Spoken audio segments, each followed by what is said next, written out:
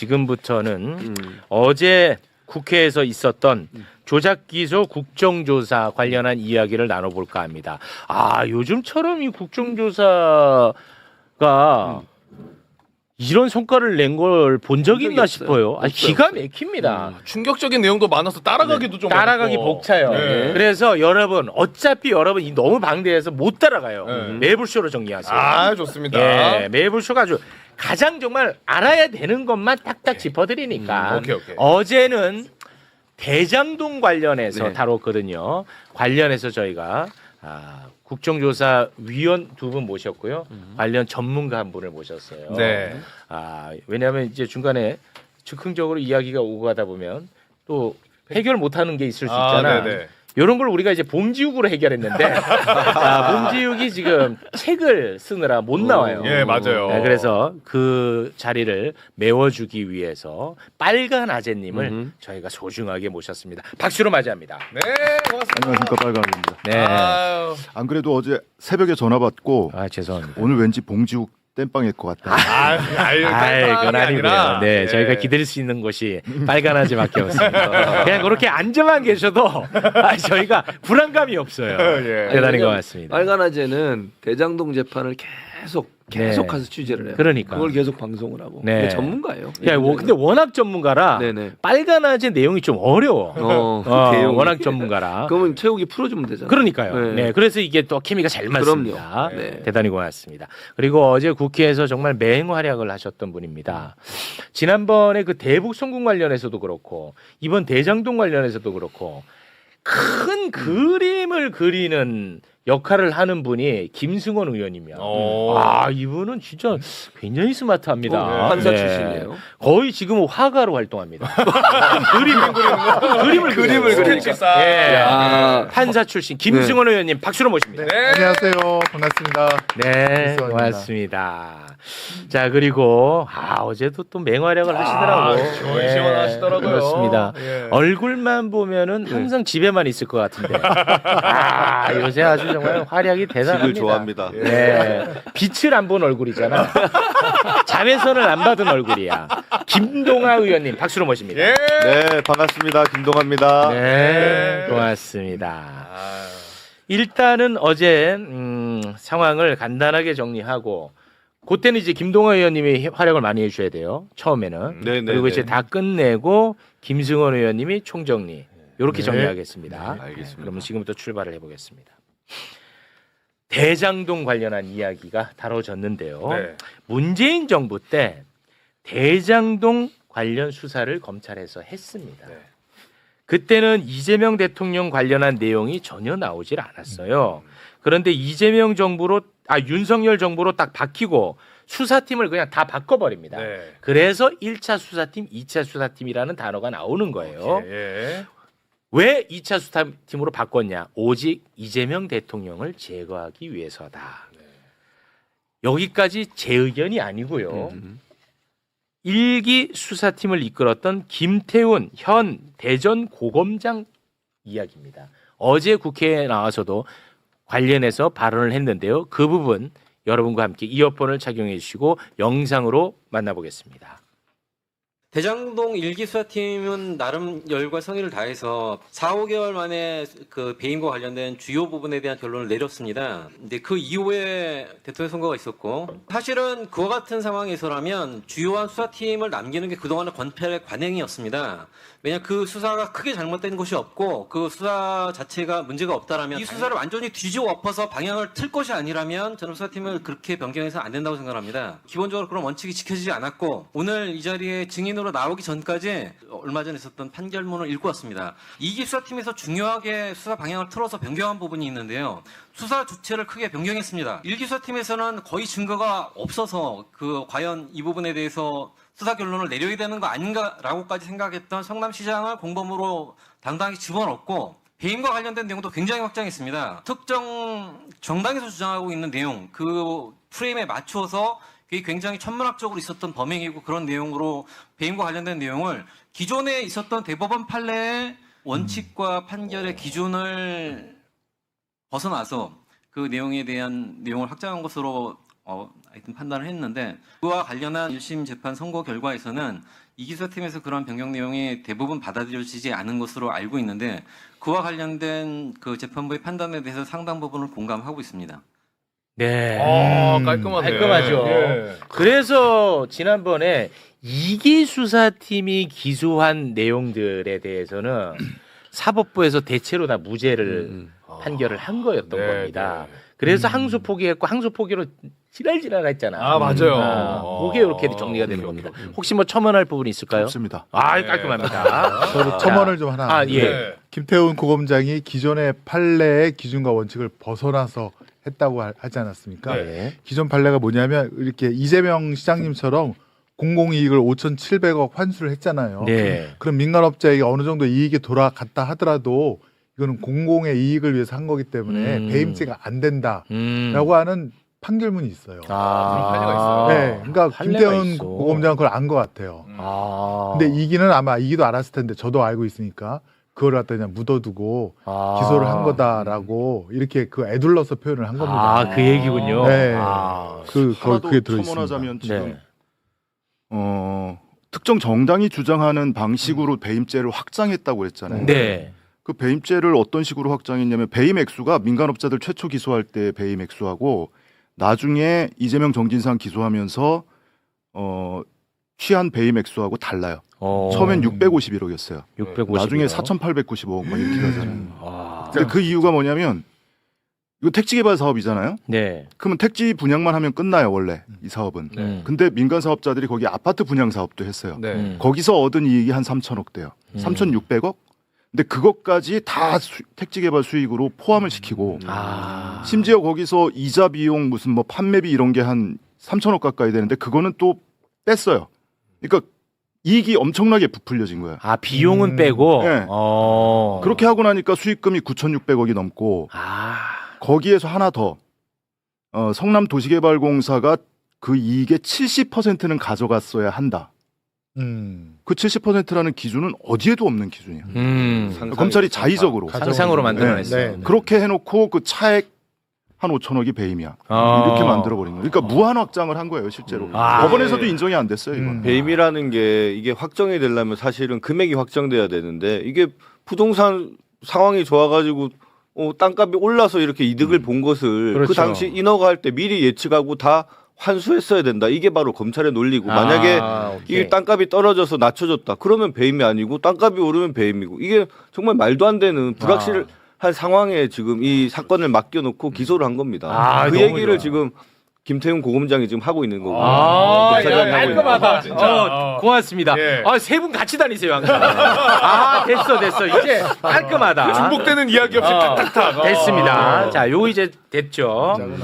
자, 이기 수사팀은 대장동 업자들을 회유와 협박을 통해서 이재명 대통령으로 연결시키는 고리를 만들려고 했던 거예요. 이기에서. 예, 이기 수사팀이 그런 과정 속에서 남욱의 배를 가른다, 뭐한다 이런 얘기가 나왔다는 거야. 됐죠? 네. 자, 그래서 남욱이 어제 나왔거든요. 네. 이것과 관련해서 남욱에게 물어봤어요. 그래서 남욱이 이것과 관련해서 답을 한 게 있는데요. 그 장면 영상으로 보고 오겠습니다. 전체 구치감 숫자가 55개로 이제 알려지고 있는데 정인이 혼자 유일하게 55개 중에 한 개의 방을 쓰고 있었습니까? 그렇습니다. 잠을 못 잤습니다. 검사님이 여러 가지 얘기를 밤에 하셔서 잠이 안 오더라고요. 거의 밤을 샜습니다. 그게 언론에 알려진 정일권 부장검사한테서 들었던 그 말 때문에 잠을 못 자신 겁니까? 네, 그렇습니다. 정일권 부장께서 본인이 배를 갈라서 장기를 다 꺼낼 수도 있고 그다음에 환부만 도려낼 수도 있다. 우리의 이제 그게 권한이다. 그러면서 애들 사진 보여주셨고 애들 봐야 하지 않겠냐. 여기 계속 있을 거냐. 그다음에 마지막 얘기가 우리 목표는 하나다. 내려가서 잘 생각해 봐라. 그 목표는 하나다라고 검사가 말을 했다는데 거기에 대해서 좀 더 보충 설명해 주시겠습니까? 이 사건이 재수사가 이루어진 이유는 그 이재명 대통령을 기소하기 위한 거는 누구나 다 알고 계실 겁니다. 대장동 사건은 어떤 상황이 되었든지 간에 이재명 대통령은 기소가 되셨을 겁니다. 2차 조사를 하면서 다 이거 이재명이 시켰지. 거의 조서를 보시면 나와 있습니다. 저한테도 이거 이재명이 시킨 거 아니냐. 잘 모른다. 시장이니까 시켰겠지. 그러지 않았겠냐. 나중에 이제 말씀드릴 기회가 있겠지만 유동규 본부장 같은 경우는 마지막엔 이제 거짓말들을 하기 시작합니다. 됐죠. 예. 네. 자, 그러면 검찰이 구체적으로 어떻게 수사를 조작했는지 지금부터 보도록 하겠습니다. 네. 성남도시개발공사 기획본부장이 바로 유동규입니다. 네. 이 유동규가 철거업자에게 빌린 3억의 돈을 갚아야 되는 상황이었어요. 유동규가 네. 하도 그 독촉을 하니까 네. 자기가 빌린 게 있어.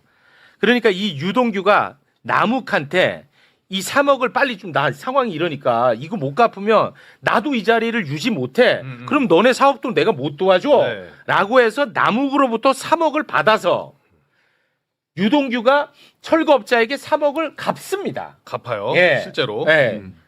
돈의 이동이 요거예요. 예, 진실은. 그런데 이 돈을 바로 이재명 대통령의 최측근 정진상 실장 그리고 김용에게 건네줬다고 둔갑을 시켜버립니다. 됐죠? 네. 자, 1기 수사팀에서 수사할 때 남욱이 이 돈에 대해서 뭐라고 이야기를 했는지 2021년 10월 18일 신문조서 소개해 주시죠. 네, 질문이 이렇게 합니다. 유동규가 3억 원을 요구한 이유는 무엇이었나요? 물었더니 남욱이 이렇게 얘기합니다. 다른 업자에게 3억 원을 빌렸는데 그것을 갚지 않으면 옷을 벗어야 하는 상황이라고 했습니다. 유동규가 대장동 개발 사업에 도움을 줄 것이라는 생각에 저도 응하게 되었습니다. 됐죠? 네. 맞죠? 오케이. 자, 그리고 남욱하고 같이 사업을 했던 사람들이 있어요.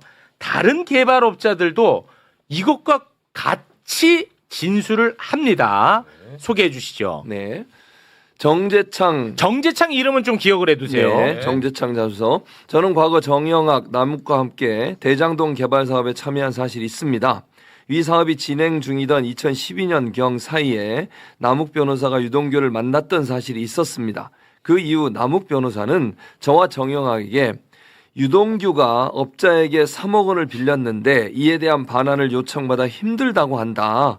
유동규로부터 3억 원을 마련해 줄 수 있는지 부탁을 받았다라고 말했습니다. 같은 결이지? 예. 그 정민영도 다 정민영. 똑같아. 예. 같은 결이야. 네. 오케이. 그리고 유동규에게 3억을 빌려주고 유동규로부터 3억을 다시 받았다라고 이야기되어지는 철거업자 있지. 그렇죠. 그 철거업자도 같은 진술을 했습니다. 네, 네. 강철호라는 사람인데요. 네. 뭐라고 진술했냐? 유동규가 리모델링을 위한 철공사를 수주할 수 있게 해주겠다고 해서 유동규에게 3억 원을 주었습니다. 성남시청 철공사를 주겠다고 한 적이 있으나 이 말도 지키지 못했습니다. 제가 유동규에게 준 3억 원을 다 돌려받았고 저와 유동규가 3억 원이 반환 끝났다는 확인서를 쓰기도 했습니다. 그러면은 됐지? 정진상 김용익이 안 간 게 팩트. 팩트제. 네. 그리고 이 철거업자가 이번에 국회에도 나왔어요. 국회에서도 또 같은 발언을 합니다. 예. 그거 한번 보고 오겠습니다. 이거 진술서 보니까 리모델링을 위해서 철거공사를 수주할 수 있게 해준다고 해서 유동구에게 3억을 줬고 오늘 나오기로 했던 이민원 등의 돈과 저희 돈을 몰아서 3억 원을 만들어줬다. 그리고 아는 사람을 통해서 성남시 시설관리공단 사무실에 찾아가서 독촉을 했고 결국 돈을 돌려받겠다고 하면서 나중에는 3억을 다 돌려받았다라고 진술하셨는데 이 구체적 내용 좀 말씀 주시겠습니까? 유동규한테 3억을 빌려줬습니까? 리모델링 조합장을 할 때 제가 3억을 예. 빌려줬습니다. 그러니까 좀 전에 그 자기 직을 걸고 내려놔야 된다. 그래서 빨리 돈을 줘야 된다. 그래서 그 이후에 돈을 받았습니까? 예, 받았습니다. 와 이거 자, 너무 일관되지. 예. 전혀 빈틈이 없습니다. 네. 그런데 이제 검사들이 남욱을 뭐 배를 가른다 그러고 협박하고 압박하고 주변인들을 엄청 또 많이 털었더만. 남욱 주변인들 텁니다. 예. 그래서 남욱의 진술이 바뀝니다. 그래서 그럼 남욱의 진술이 3번에 걸쳐서 바뀌는데 어떻게 바뀌는지 처음 진술 아까 봤던 거 다시 한번 또 봅니다. 네. 자 이거 보면은 아까 맞죠? 이렇게 네. 했죠? 그런데 이제 막 배 가르고 막 그렇게 합니다. 그래서 2022년 10월 13일에 남욱의 진술이 바뀝니다. 예. 유동규는 어디에 사용하기 위해 피의자에게 돈을 요구했냐라고 물어보자 형들하고 사용하려는 것으로 저는 이해하고 있었습니다. 로 바뀌고 형들은 누구를 의미하냐 물어보니 정진상, 김용을 의미합니다. 이렇게 이제 바뀌게 되는 겁니다. 물론 남욱은 이 진술도 이제 다시 바로 잡습니다. 예, 그거까지만 한번 볼까요? 2025년 9월 19일 법정 진술로 유동규가 정진상과 김용에게 돈을 전달했다는 것은 2013년 당시가 아니라 2022년 이후 수사 과정에서 검사를 통해 그렇지. 다 처음 들은 사실이다. 빈틈이 없죠. 예. 자, 아니, 이제 너무 빈틈이 없으신데요. 깔끔하죠? 저희가 준비한 것을 이렇게 어떻게 다 소화를 하셨는지. 야, 대단하십니다. 이보다 더 깔끔하게 정리할 수 있는 야. 사람은 없습니다. 제가 이해하면 끝난 겁니다. 끝난 거야. 제가 이해하면 막상 끝난 이해하면 거야. 끝나. 이게 좋아. 저희가 철거업자나 고철업자한테 좀 집중을 했던 게 사실은 이 사건이 터지고 나서 성남시에서 근무했던 분들의 약간 얘기가 있었습니다. 그 당시 그 약간 업계 분들이 그 유동규가 근무하는 곳에 찾아와서 돈을 달라고 행패를 부린 적이 있다라고 했습니다. 그랬어요. 근데 그 소문을 타고 가보니까 이게 철거업계랑 고철업계 이쪽 사람들이고 거기서 아마 유동규한테 돈을 줬을 것이다. 이런 소문이 사실은 있었었어요. 근데 이제 그것을 찾기 위해서 저희가 정말 백방수소문하다가 드디어 이제 고철업자 그 담당자를 찾아서 이 진술을 받아내게 된 거고 사실은 이 남욱 진술이나 주변인들 진술 모두도 처음에는 다 업자들한테 돈을 빌렸다라는 것이고요. 그러니까요. 녹취록을 잘 들어보면 유동규가 돈을 달라라고 정말 닥달을 합니다. 맞아요. 닥달하고 맞아요. 그걸 남욱이 뭐 저런 놈이 다 있냐고까지 맞아요. 할 정도로 막 네. 그렇게 하는데 사실은 뇌물을 받는 입장에서는 약간 뒷짐 주고 한번 너 성의 좀 보여봐. 이런 식으로 나오고 그거를 이제 형들 갖다 줄 거였으면 전혀 그래 닥달할 필요가 없었었는데 정말 어떻게 보면 그 당시에 유동규가 잠깐 뭐 화면에도 보였지만 그 철거업자나 고철업자 분들에게 좀 압박을 받고 있지 않았을까 저희가 그렇게 이제 상황을 보고 있습니다. 그렇습니다. 빈틈이 없잖아. 그러네. 요거 하나만 그 남욱 씨가 진술을 변경하게 된 게 근데 수원 대북송금 사건처럼 검찰청 같은 방에다가 유동규와 남욱을 몰아놓고 유동규가 남욱한테 계속 너 내가 옛날에 얘기했는데 너 들었잖아. 왜 지금 모른 척하냐. 이렇게 계속 압박을 했답니다. 네. 그 유동규는 그 대가로 자기가 뇌물 받은 것을 검찰이 덮어주고 예컨대 돈이 흘러가는 통로로만 전달자로만 싹 이제 형이 그러니까 이놈들이 가능지가 보면은 된 거죠. 우리가 지금 대북송금도 다뤘고 대장동도 다루잖아요. 네. 검사들이 뭐 그동안에 수사 잘한다고 뭐 그랬잖아. 얘네들은 나름대로 매뉴얼이 있는 것 같아. 이게 구조가 너무 똑같아요. 약간 진술 세미나 비슷합니다. 네. 한 방에 뭐 이게 모든 사건마다 똑같죠. 지금 뭐 쌍방울 사건도 그렇고 대장동 사건도 그렇고 지금 서해 피격 사건도 그렇고 똑같아. 완전 구조가 똑같습니다. 그렇습니다. 시스템화돼 있는 것 같아요. 시스템 이게 이제 내가 매뉴얼화 돼 있다고 보는 거예요. 자 그리고 또 다른 조작 수사 어떤 식으로 진행됐는지 그것도 한번 보겠습니다. 네. 결정적 증거로 활용됐던 게 이제 정영학 녹취록입니다. 이건 뭐 다들 아시죠? 그런데 정영학 녹취록이 어마어마하게 방대하거든요. 그 방대한 녹취록을 봐도 이재명 대통령에 대한 이야기는 단 한 줄도 나오질 않아요. 이거는 뭐 누구나가 다 인정하는 겁니다. 녹취록이 존재하니까. 네. 그런데 그것을 조작해서 이재명 대통령과 연결을 지어버립니다. 개발업자 아까 정재창 내가 이름 기억해두라고 했지. 예. 업자 이름이야 정재창. 네. 개발업자 정재창을 정진상 실장님으로 둔갑을 시켜버립니다. 우리가 이거 많이 다뤘었죠. 맞아요. 자 어떻게 둔갑을 시켰는지 우리가 많이 다뤘던 그 녹취록을 두 가지를 좀 비교해서 좀 띄워주시겠습니까? 먼저 남욱이 원래 정의학 버전의 녹취록은 이렇게 돼 있어요. 그랬더니 인상을 빡 얼굴이 빨개 갖고 들어와요.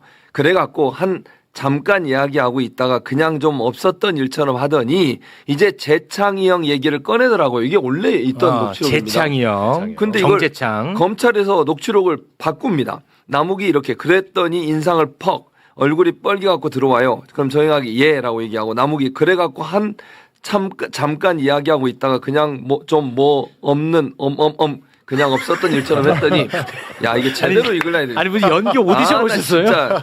그랬더니 저기가 예라고 이게 연기 오디션이냐 이게 왜 기억이 살았어. 그래 남욱이 이때 이게 이 얘기예요. 남욱이 이제 실장님 얘기를 꺼내더라고요라고 하면서 이름을 바꿉니다. 그렇습니다. 왜냐 정진상 실장으로 연결시켜야 되니까. 그런데 어제 이거 재밌었어요. 어제 대장동 2기 검사들이 국회에 나왔는데 2기 검사들. 예. 그러니까 이렇게 만들어 놓은 그렇죠. 놈들이지. 예. 그들에게 듣기 평가를 실시를 합니다. 너네가 직접 한번 들어보고 듣기 평가 얘기해봐라. 야, 나 이거 진짜 재밌더라고. 예. 나는 진짜 궁금했어. 이게 녹취가 있잖아. 우리도 많이 들었잖아. 맞아요. 요거를 딱 띄워주고 너네 어떻게 들리냐 했을 때 나는 얘네들이 어떻게 반응할지가 진짜 궁금했어. 진짜 그냥 철면피로 아이씨 그냥 실장으로 밀어버릴까? 이럴까? 김은혜처럼 밀어버릴까? 네. 그럴 수도 있고 그럴 수도 아니면 재창이 형으로 들린다라고 할까? 네. 나 이거 궁금했어요. 네. 검사들의 선택은 함께 보시죠. 우리 대장동 검사들 다 나와줘 보세요 한번. 잠깐 얘기 나고 있다가 그냥 좀 뭐 그냥 없었던 일처럼 하더니 이제 재창이 형 얘기를 꺼내더라고요.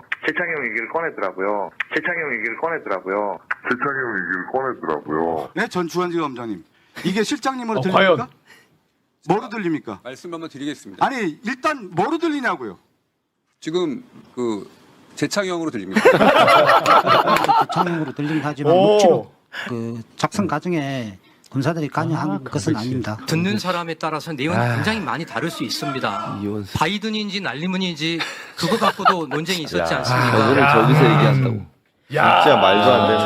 어떻게 합니까? 검사들은 진짜 심각합니다. 바이든 날리면 가져와 버리네. 그러니까요. 아니 강백 씨는 정말 나쁜 놈입니다. 왜냐하면 정재창 씨가 이제 같은 업자라고 했잖아요. 네. 원래 이 사람이 골프를 잘 쳐서 대장동 사업 초기에 근데 유동규라든가 최웅길 성남시 의회 의장 했던 사람 로비를 하는데 이 사람이 골프를 치면서 돈을 많이 잃어줍니다. 재창이 이럴 형이 사람이 아니에요. 재창이 아마 형이. 챔피언을 몇 번 한 사람이에요. 재창이 형이 일부러 잃어주는 거예요. 이럴 수 있는 사람이 아니에요. 그러니까 이제 이 정재창이가 이 대장동 업자들의 비리를 다 알고 있는 거예요. 그러니까 이제 남욱이라든가 정영학 이런 사람들한테 야 내가 불면 다 감옥 가는 거 알지 그러면서 돈을 뜯어냅니다. 근데 그게 60억을 받고 나중에 30억을 더 요구하고 합의서 같은 걸 쓰는데 그게 아마 120억으로 저는 기억하고 있는데 아무튼 100억이 훨씬 넘습니다. 근데 이게 정영학이가 하도 시달리니까 그 특경 공갈로 고소를 해요. 정재창을. 그랬어요. 근데 그게 2023년인가 그런데 그래서 경기 남부청에서 정재창을 공갈 혐의로 구속영장을 신청을 하는데 이거를 그러니까 다시 보안 수사를 요구하면서 기각을 시킨 검사가 있습니다. 검사 누구예요? 강백신.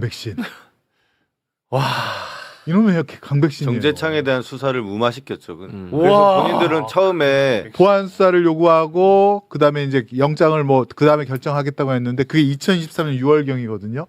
2년 6개월 동안 정재창에 대해서 아무런 결정을 안 내립니다. 지금까지도 강백신 그놈은 재창이 형을 누구보다도 잘하는 사람이네. 알고 있는 거예요. 제가 볼 때는 알고 있어요. 이 녹취록에 재창이 형이 있다는 거를 모르는 놈이 아니에요. 이거 대박이다. 방송에서 자꾸 놈이라고 했으면 열받으니까. 그런데 저기 나와서 뻔뻔하게 그러지 않습니까? 지금 자기가 녹취록에는 검사들이 관여 안 했다고. 진짜 나쁜 놈입니다. 강백신은 진짜 이름이 언제나 튀어나와요. 저는 강백신 검사는 거의 친구 같아요. 너무 오래 봤어요. 한 7년째 법정에서 계속 나왔으니까. 과거에 조국 정경심 교수 때부터. 그때도 강백신이야. 송경우도 그때. 오형곤. 다 그때 투입된 멤버들이에요. 저는 실물은 요번에 봤는데 젊었을 때 사진이 원래 돌았잖아요. 머리숱 많은. 그래서 처음에 보고 딴 사람인가 좀 그런 생각을 했었어요. 이런 얘기는 좀 적절하진 않은데 저는 강백신을 이름으로만 계속 들었고 누군지를 몰랐어요. 근데 최근에 이제 국회에 나오잖아요. 저는 강백신 이름만 듣다가 처음 봐가지고 너무 놀랐어. 강백신이 나는 초대 검찰총장인 줄 알았는데 이 얼굴만 딱 보고 너무 나이가 있어 보여. 근데 이분이 73년생이야. 나이가? 그래요? 젊어. 저보다 한 2살 어려요. 어려요? 어려요? 근데 강백신 검사가 이 법정에서 구형하거나 할 때, 형량 구형하거나 할 때 자주 쓰는 말이 있어요. 당랑거철. 피고인들이 사막이. 아니라고 막 반박하고 무죄 증거 들이대고 이러잖아요. 그거는 이 대세에 아무런 영향을 못 끼치는 거야. 당랑거철이라는 게 큰 수레바퀴 앞에 있는 사마귀를 얘기하는 거잖아요. 근데 이번에 국정조사 보면서 오히려 그 말을 되돌려주고 싶더라고요.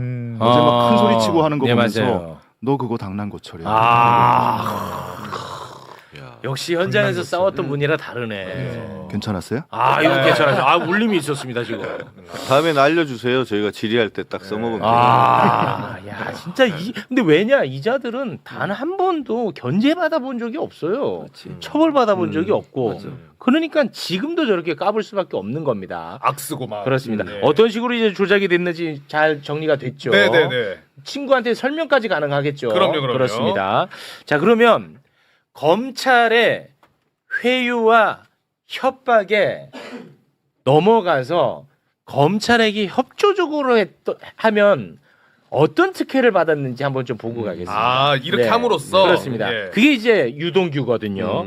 유동규가 어떤 편의를 제공받았는지 좀 설명 부탁드립니다. 아까 김승호도 잠깐 말씀하셨는데 원래는 뇌물수수자거든요. 그럼 무기 또는 10년 이상의 징역을 받아야 되는데 이걸 정치자금 단순 전달자로 바꿔가지고 집행유예를 해줬어요. 와, 집행유예. 두 번째, 정치자금 부정수수 공범으로 기소가 됐는데 이걸 항소심까지 무죄가 나왔어요. 그러니까 제대로 검찰이 대응을 안 한 거죠. 그리고 마지막 구속영장. 이것도 석방되고 편의 제공돼서 영장 청구를 하지 않았어요. 그러니까 이 자체로 사실은 유동규에 대한 혜택을 엄청나게 검찰이 준 거죠. 자기들 말에 듣고 회유를 당해서 그 말대로 행동을 하니까 이런 혜택을 주는 거예요. 그렇습니다. 의원님. 아까 요거 뭐 그대로 이 시나리오대로 흘러갔고요. 정재창의 경우에도 사실 그 3억 원이 사실은 유동규가 개인적으로 철거업자한테 빌려서 쓴 거를 알고 있지 않습니까? 네. 근데 정재창을 근데 공갈로 구속해서 기소를 하면 정재창이 사실을 말할까봐. 그래서 막은 거구나. 그래서 막은 거예요. 아예 못 올라오게. 정재창한테 선물을 준 거예요. 거짓말할 대가의 선물을. 그래서 막은 거예요. 그래서 2년 6개월 동안 대장동 재판 끝날 때까지 아마 처분을 안 할 겁니다. 그리고 꼬링 시키면 정재창 또 무혐의로 봐줄 겁니다. 네. 수법이 똑같아요. 진짜. 그러니까 협조하면 이렇고 협조하지 않으면 주변 사람들 다 틉니다. 접어놓고. 네. 그러니 협조 안 하기가 어렵잖아. 그런 사례를 우리 김승원 의원님이 김동아 의원님이 하나를 더 이야기를 합니다. 요거 아주 흥미로운데요. 호반건설 대표하고 전무가 대장동 업자들과 한 팀을 이뤄 가지고 수백억 원의 부당이익을 얻은 혐의를 받고 있습니다. 호반건설 대표하고 전무. 그런데 검찰이 조사를 안 해. 이 대표와 전무를 지금까지도 안 해. 지금까지도 안 합니다. 그런데 서울신문의 사주가 호반건설입니다. 맞아요. 서울신문의 사주가 호반건설. 그러니까 검찰이 이재명 대통령을 잡는데 언론 플레이를 잘 해준 덕분으로 수사를 안 하는 건 아닌지 의심을 안 할 수 없는 상황입니다. 이거를 김동아 의원님이 어제 국회에서 지적을 합니다. 자, 그 장면 영상으로 함께 보겠습니다. 호반건설 관련해서 증인들이 받고 있는 혐의입니다. 자, 호반건설 이기성 운영의 덕암, 나석규 운영의 금강인프라 건설로부터 거액의 불법 자금을 조성에 함께 사용했고 개발공사의 비밀을 이용해서 수백억 원 상당의 이익을 취득했다라는 혐의를 받고 있습니다. 이 혐의 받고 있는 거죠? 현재까지 조사를 하지 않았기 때문에 피의자로 입건된 건 아십니까? 압수수색 과정에서 알게 됐습니다. 그 이후에는 조사 없었습니까? 예, 조사 없었습니다. 박철희 증인 호반건설 원래 부사장이었다가 대표이사로 승진했죠? 네, 그렇습니다. 임은정 증인 상무에서 전무까지 승진하셨죠? 네, 그렇습니다. 이렇게 피혐의를 받고 있는데도 승진을 잘하셨는데 이렇게 승진이 잘 된 이유가 뭔가요? 혹시? 회사 뭐 경영상 판단이기 때문에 제가 말씀드리는 건 다음 보시죠. 정영학 메모에 구체적으로 불법 비자금이 어떻게 조성됐는지 나옵니다. 호방건설과 금강인프라건설에서 이기성에게 모인 총 50억 원이 남욱에게 넘어갔고 남욱이 차명 계좌를 거쳐 이중 8억 3천만 원을 김만배에게 넘깁니다. 이렇게 증인들이 대장동 일당들의 횡령과 뇌물에 적극적으로 가담한 공범들인데 왜 아직까지 기소나 제대로 수사가 안 되는지 모르신다는 거죠? 저희는 전혀 횡령이나 공범 네, 다음 화면 보시죠. 호방건설이 지금 서울신문 사주시죠? 네, 그렇습니다. 지금 서울신문에 지난 윤석열 정부에 내놓은 사설들입니다. 이 대표 배임 뇌물 실체 철저히 가려 법치 바로 세워야. 자, 이재명 부동력자 심사 응할 것이라고 했더니 방탄꼼수일 뿐이라는 방탄꼼수. 와. 검찰이 유출 아니고서는 알 수 없는 단독 기사가 계속 나옵니다. 수사 정보 유출해서 이렇게 서울신문 자회사 통해서 단독 기사 쓰고 윤석열과 검찰의 입에 맞는 사설들을 써가면서 호방건설 봐주기 수사하고 그 대가로 서울신문이 계속해서 검찰의 나팔수 역할을 합의한 거 아닙니까? 그래서 본인들에 대한 수사 진행 안 된 거 아닙니까? 와, 이 썩은 내가 아주 진동을 합니다. 김동호 의원님, 와, 기가 막힌데요. 자, 봐봐. 아까 호반건설 대표가 압수수색을 당할 때 입건된 걸 처음 알았다고 했지. 네. 그 압수수색한 검사가 누구냐? 바로 배가른다는 정일권이야. 압수수색 영장 올려줘. 와, 정일권이. 청구한 검사 정일권. 와, 대박이다. 썩은 내가 진동합니다. 김동호 의원님. 아니, 이게 호방건설이 특히 위례 사건과 향후의 뇌물 정치자금 사건에 중요한 역할을 합니다. 어떤 역할을 하냐? 돈이 나올 구멍이 있어야 되잖아요. 이 돈이 나오는 중요한 자금줄이 되는 겁니다. 호방건설이 위례 사건에 참여함으로 인해서 이 사람들이 따로 비자금을 조성하고 그 비자금이 이제 흘러가서 뭐 김만배를 통해서 유동규에 갔고 이 사람들의 그러니까 유동규나 남욱은 그거를 이제 뭐 정진상이나 김용을 줬다는 건데 그렇다면 돈의 끝을 찾았다면 처음을 찾는 게 당연하죠. 수사의 A, B, C 아니겠습니까? 네. 근데 돈의 출처에 대해서는 전혀 어떠한 수사가 진행되지 않고 그냥 다들 말만 돈 받아서 전달했다, 돈 받아서 전달했다 이 말만 가지고 지금 정진상과 김용을 이렇게 기소해 놓은 거죠. 와. 사실 제대로 된 수사라면 호방건설에 대한 철저한 수사를 해서 당연합니다. 이게 정말 비자금이냐 아니면 그냥 사업 자금이 어떻게 흘러간 거냐 이게 밝혀져야 제대로 된 수사가 완결됐다라고 볼 수가 있는데 네. 수사 돈줄의 초기에 대해서 이렇게 봐주기 수사한 것은 저희가 볼 때는 서울신문이나 이쪽에서 좀 윤 정부의 그 검찰의 나팔수 역할을 하면서 네. 봐주기 수사를 한 게 아닌가 이게 강한 의심이 되는 거죠. 그거는 진짜 내가 볼 때는 너무나 합리적인 의심이야. 그러니까 돈을 그냥 따라가면 유동규가 3억 빌린 거 갚아야 된다고 돈 달라고 했을 때 남욱 정영학이가 자기네들도 돈이 없으니 그때 이제 돈이 마른 상태였습니다. 없으니까 남욱 정영학 정재창이 돈을 꾸역꾸역 모아서 9천만 원을 만듭니다. 맞아. 그걸 전달하지 않습니까? 근데 이제 정재생각을 찍어놨다는 거잖아요. 네. 그래서 그거 갖고 공갈 치는 거고.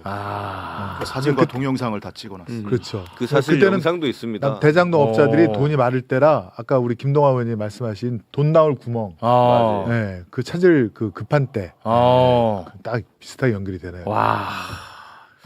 그럼 사실 지금 돈의 출처, 뇌물의 자금 출처를 얘기하시니까 떠오르는데. 그러니까 아까 나왔던 그 철거업자 있잖아요. 네. 철거업자가 증언을 했더니 이원석 전 총장이 뭐라고 하냐면 저 사람만 믿기 어렵다. 왜냐하면 돈을 받은 시점이 오락가락한다. 과거 진술서에는 맞아요. 13년에서 14년이라고 했는데 지금은 12년에서 13년이라고 하고 있지 그러더라고요. 않느냐.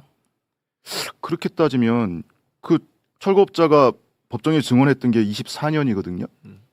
24년이고 그 확인서 쓴 거 25년. 네, 작년인데 10년이 넘게 지난 일이에요. 그렇습니다.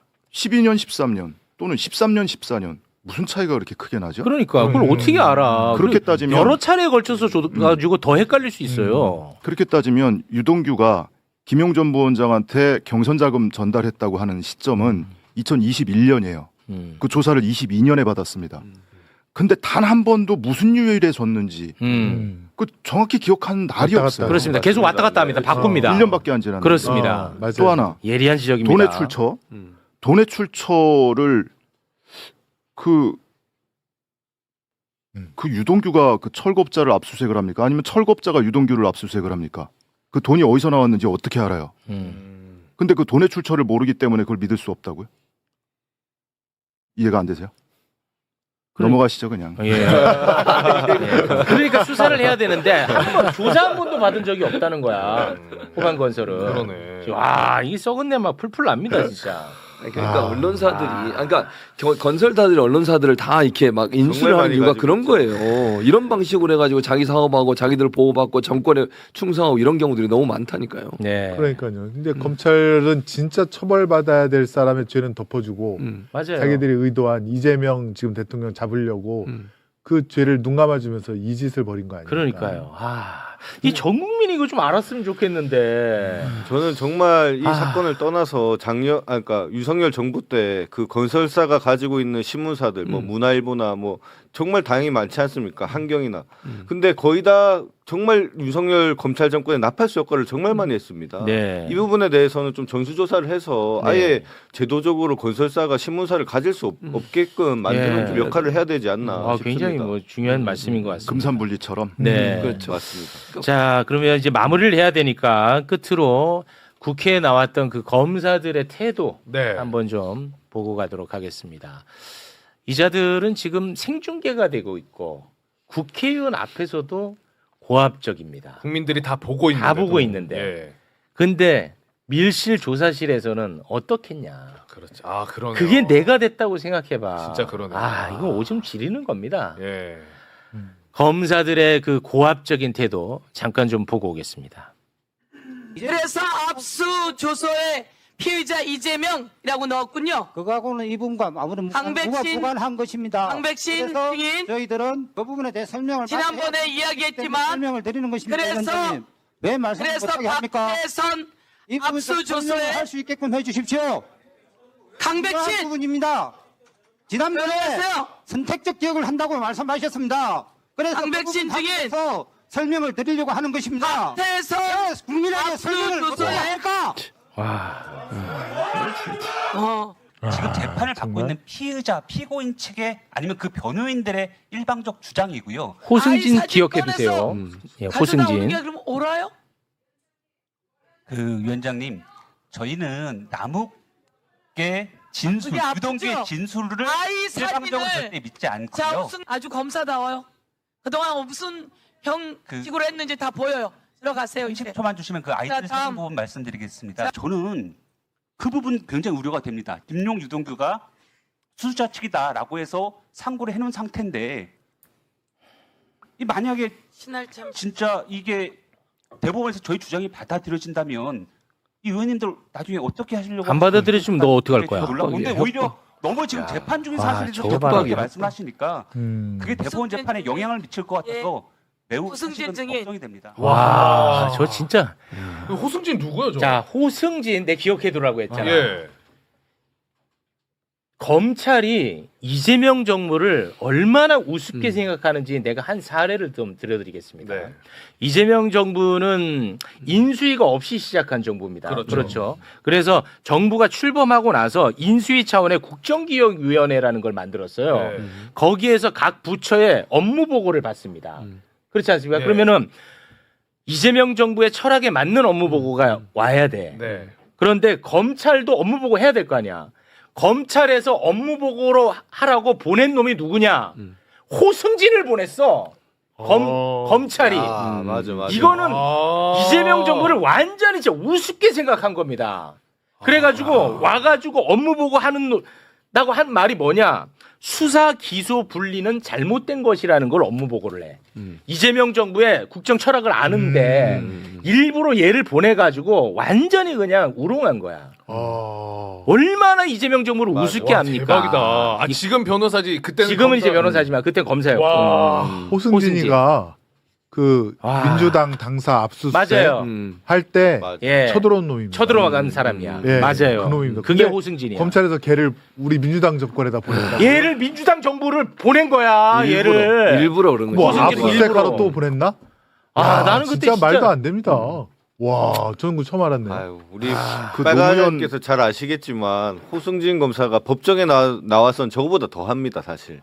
지금 다 국민들한테 공개돼서 그렇지 그 법정에서 항상 저런 식으로 자기 변론을 하고 하는데 정말 사실은 변호인도 그렇고 피의자들도 그렇고 다들 거의 노이로제 걸릴 수준입니다. 와. 저렇게 뻔뻔스럽게 뭐만 하면 거짓말하고 말 바꿔가면서 재판부를 호도하고 하는데 그거 견디는 것도 정말 진짜 고역이고 그것도 고문입니다. 우리 빨간님도 많이 보시지 않았습니까 현장에서. 네, 근데 호승진 검사를 국정기획에 그렇게 보냈다는 거는 과거에 노무현 대통령한테 학번 물어봤던 거랑 똑같은 모욕감을 느껴요. 진짜 모욕적이었습니다. 아니, 더한데요. 민주당사를 침탈한 예, 건데 압수수색했었죠. 걔를 어떻게 민주 정부에 아니 이재명 대통령을 보고- 제거하려고 했던 사람 아닙니까? 그렇습니다. 예. 근데 업무 보고에 와, 이거- 호승진을 보냈다니까. 진짜 소름 끼친다. 근데 사실 김동아 의원 잘 아실 텐데 김용전 부원장 구글 타임라인 있잖아요. 예. 그거 증거 채택하면 안 된다고 믿을 수 없다고 했던 게 호승진이거든요. 아 그래요. 근데 호승진이 과거에 최순실 국정농단 사건 특검팀에 있을 때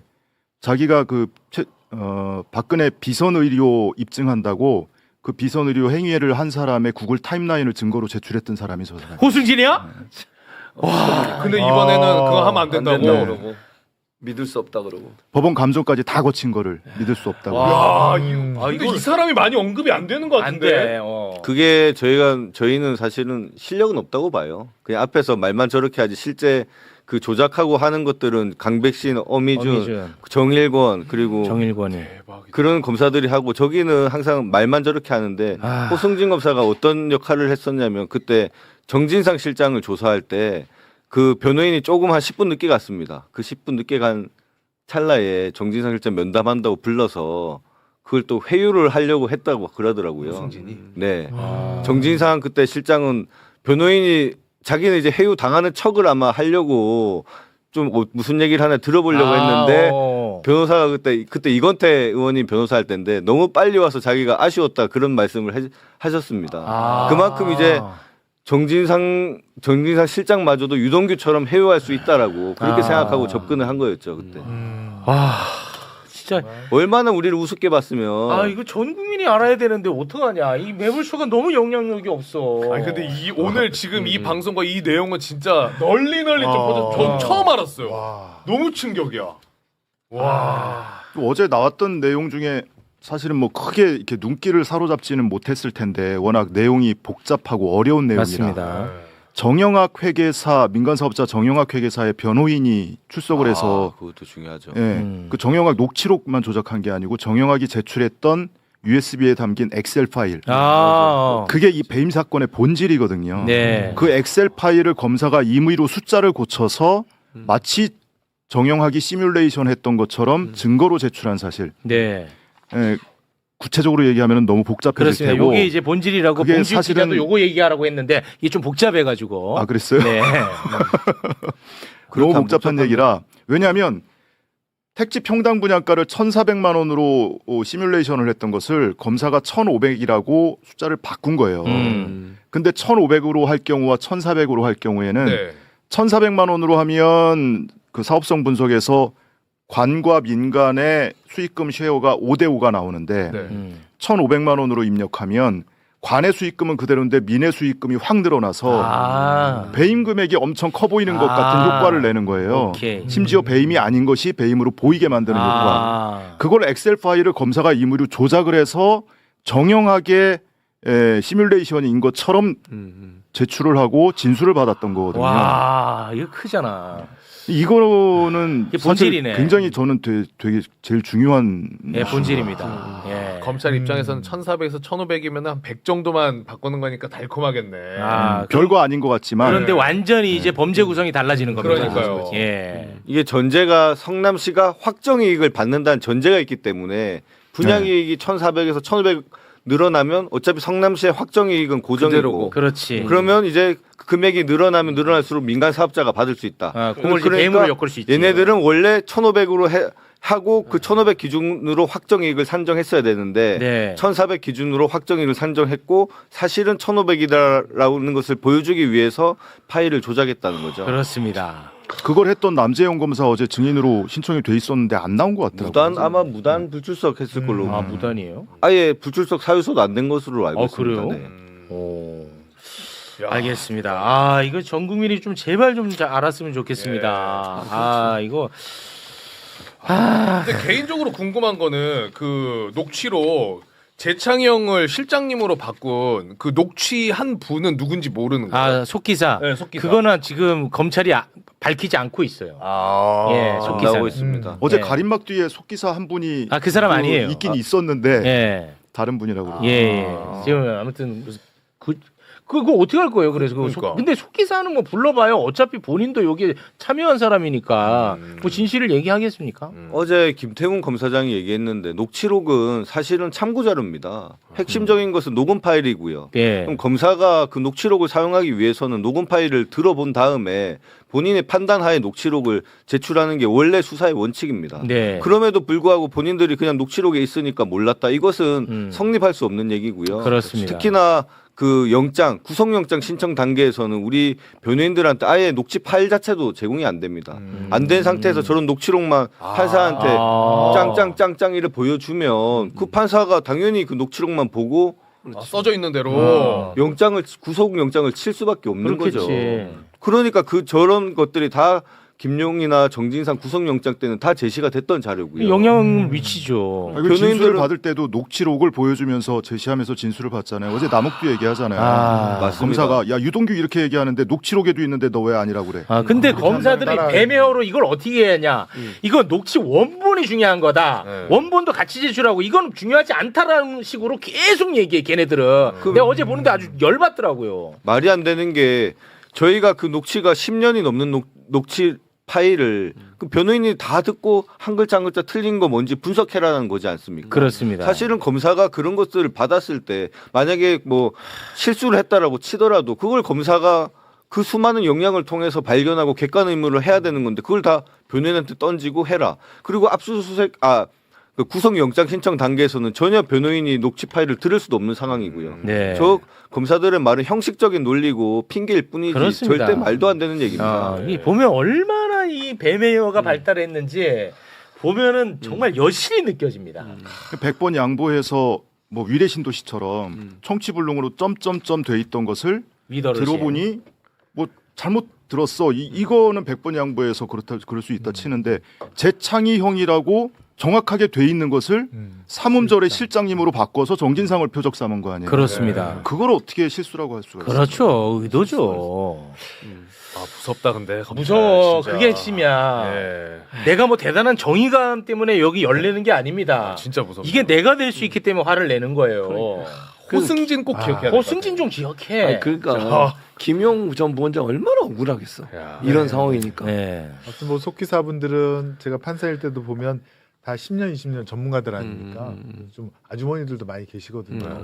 근데 굉장히 청각도 발달해 있고 이걸 놓치지를 않습니다. 거의 실수가 없습니다. 왜냐하면 또 그 실수하면 과태료인가요? 모두 물고 그래요? 자기 자격도 박탈되니까 지금 이거는 분명히 검사의 정치 검사의 의도가 들어갔다라고밖에는 볼 수밖에 없습니다. 알겠습니다. 자, 여러분, 오늘 우리가 마주한 이 기록들이 말해주는 진실은 단 하나입니다. 검찰이 법이라는 칼을 들고 우리 국민이 선택한 정치인을 죽이기 위해 얼마나 잔인하게 퍼즐을 맞췄는가 하는 것입니다. 없는 죄를 만들기 위해 녹취록의 단어 하나까지 뜯어고치고 어린 자녀의 사진까지 흔들어대며 한 인간의 영혼을 탈탈 털었습니다. 이게 우리가 알던 정의이고 법치입니까? 아닙니다. 이건 국가 권력을 사적으로 남용한 명백한 범죄이자 민주주의에 대한 정면 도전입니다. 이제 우리는 똑똑히 기억해야 합니다. 누가 이 조작의 설계도를 그렸는지, 누가 그 명령서를 전달했는지 그 윗선의 실체를 끝까지 추적해야 합니다. 저들이 아무리 높은 담벼락 뒤에 숨어 몰랐다고 잡았대도 진실의 빛은